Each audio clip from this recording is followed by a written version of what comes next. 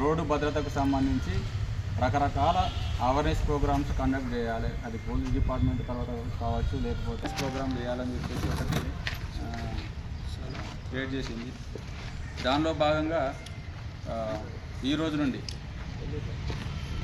మా DGP sir ఒక కొత్త ఇనిషియేటివ్, అందులో భాగంగా ఈ మంత్లోనే ఒక 10 days ఈ రోజు నుండి మరో 10 రోజులు మరొక ప్రోగ్రాం, అందులో ఇంకా ఇంపార్టెంట్ ప్రోగ్రాం అరైవ్ అలైవ్, అంటే క్షేమంగా తిరిగి రండి అని చెప్పేసి ఒక కొత్త ప్రోగ్రాం ఇనిషియేట్ చేయడం జరిగింది.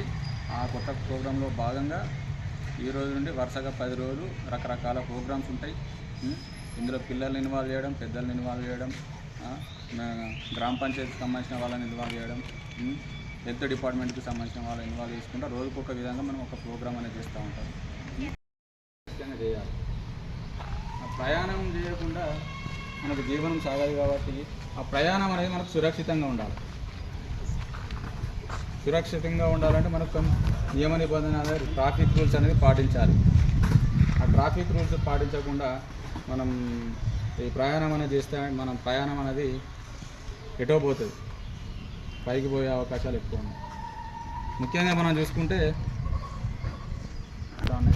కొన్ని యాక్సిడెంట్ల ఫిజికల్ హ్యాండిక్యాప్ కావడం, కొన్ని యాక్సిడెంట్లో ప్రాణాలు కోల్పోవడం, కొంతమందికి బ్రెయిన్ పలకగలగాలి, కొంచెం కోమాలకి వెళ్ళి 5% రోడ్ ఫాల్ట్ కానీ మిగతా ఏమైనా ఫాల్ట్ వల్ల జరుగుతుంది. 90% మన నిర్లక్ష్యం అంటే అయితే ఎదుటి వ్యక్తి కావచ్చు, లేకపోతే నువ్వే కావచ్చు. యాక్సిడెంట్ అనేది ఇద్దరి మధ్య జరుగుతుంది, ఒక్కొక్కసారి సెల్ఫ్గా జరుగుతుంది.